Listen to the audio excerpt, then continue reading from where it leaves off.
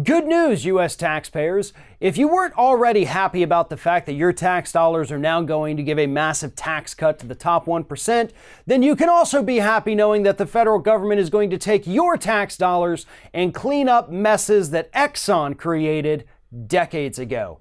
Specifically, messes that Exxon created during World War II and the Korean War. Here's what happened.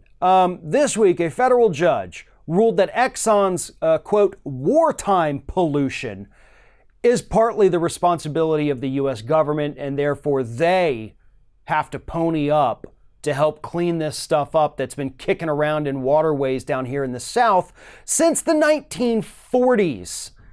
Exxon claims that in the last few years they've spent $77 million trying to clean up these messes that they created, which are now considered Superfund sites because they are so incredibly contaminated and polluted by Exxon's wartime pollution. The U.S. government, starting in World War II, contracted Exxon to produce jet fuel and other petroleum-based products for the U.S. military. So they paid them to make these things, and they did it at two, one in Baton Rouge, Louisiana, and one in Baytown, Texas. And because they knew there was going to be a lot of pollution happening, the U.S. government bought all of the properties next to these refineries where they were doing this. Those areas obviously became super polluted.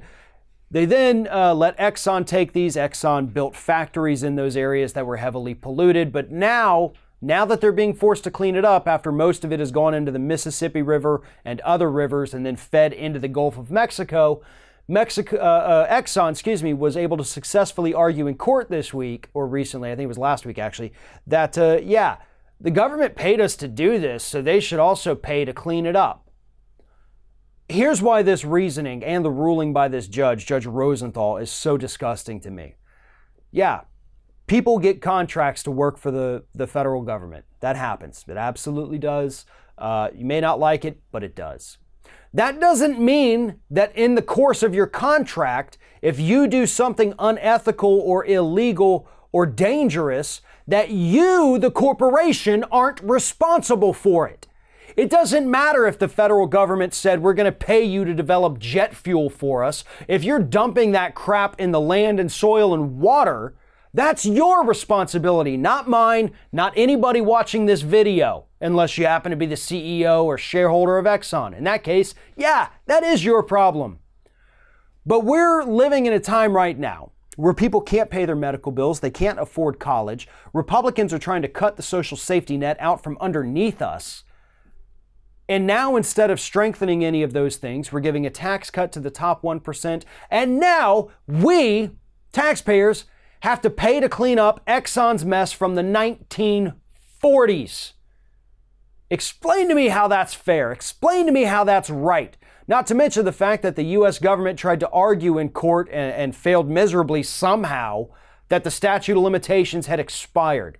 That's what you wanted to go with there? Not, we didn't tell them to dump it there. We didn't tell them to do this. We just paid them to create the fuel. I mean, come on. A first-year law student could have handled this case better than the government handled it here.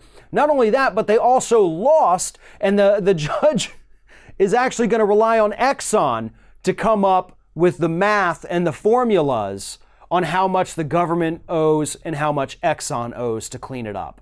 So you lost twice in this one case. Well, I take it back. The government didn't lose.